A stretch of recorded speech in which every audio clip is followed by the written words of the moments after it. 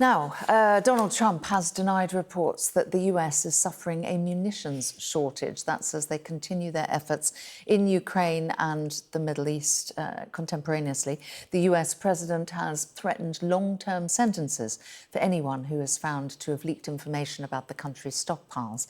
It comes as experts say that the US military is running short on weapons, such as advanced missile interceptors that have defended against Iran.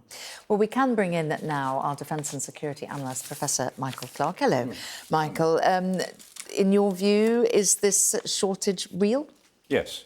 It was reported quite widely. It's been confirmed by a lot of people. It's not just one person leaking from the Pentagon. I'm not sure there's a leak at all. No. CSIS, the Centre for Strategic and International Studies in Washington, very good research outfit, they took the evidence that Pete Hegseth gave to Congress about a month ago and worked out from what he said and the amount of money he said he now needed. He wanted another 67 billion. They said the war has cost 37.5 billion. We need another 67 billion immediately to make up for shortfalls. And they worked it out from that and came up with a series of figures, which a lot of people have more or less confirmed. Ballpark, the figures are more or less right. So the Americans they're not out of weapons, but they're running short, given that they need weapons for lots of different theatres in Asia, in Europe, as well as in the Middle East. That's the main problem that they have. And in particular, air defence weapons, so the Patriot system that everyone talks about, the THAAD, the high-altitude interceptor, very specialised thing, they've really run those down, and it takes a long time to produce more. Yeah, exactly. They don't just reappear at the push of a button, and they're very expensive. Very expensive, you were saying earlier that it can take sort of years before you can replenish this. Yeah, I mean, Patriots are the one that everyone talks about. And Patriots, the system is made by Raytheon, but the missiles themselves are made by Lockheed Martin. And at the moment, Lockheed Martin are making about, on average, 2 a day, so about 700 a year. And they're going to treble that production to about 2,300, 2,400 a year. But it will take them until 2033 to treble production.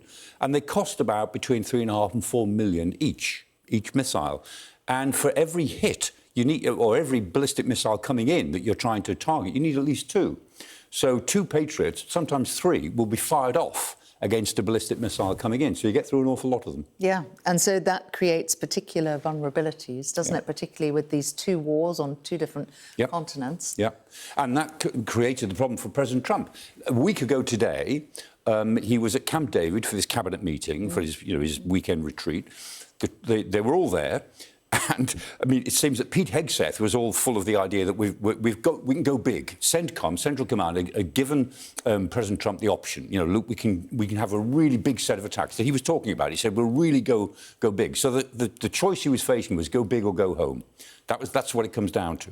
Hegseth was in favour of it. Then Dan Caine speaks up, apparently, who's the chairman of the Joint Chiefs. He said, look, Mr. President, if we go big, we will run down our defence stocks to the point where I can't really guarantee that we'll have enough stocks in the event of an operation against China in the next 2 or 3 years over Taiwan, or against Russia for any eventuality, or even in the Western Hemisphere. And Trump seems to have been shaken by it, got very angry. He blamed Hegseth. Hegseth then blamed Steven Feinberg, who was his deputy at the Pentagon. Feinberg's interesting. Steven Feinberg is a billionaire donor to the Trump campaign. No experience in defence whatsoever. Neither is Hegseth. Remember, he was a TV presenter. Good heavens! So you've got. Pardon? Yes, you've got Hegseth. Do you want to walk back on that? Oh, and you're a trustee of the Imperial War Museum. Yes. Absolutely, rightly so. No, so there's Hegseth in charge of the Pentagon. His deputy, Deputy Secretary of Defence, is Steven Feinberg. Who has never had a government job before. And between them, they don't seem to understand what the Pentagon procurement process is. And it took Dan Caine, the chairman of the Joint Chiefs, who is the military professional, to say, look, Mr. President, this is where we are with our stocks. And Trump is very angry about it. I mean, he feels that he's been let down. He feels he wasn't told early enough what the problem was. But I think he was told, but he didn't seem to grasp the usage rates of all of the material that they use up in this campaign. And meanwhile, anybody who's quoting public information may face long prison sentences. Yes. There we go. All right, Michael, thank you very much indeed.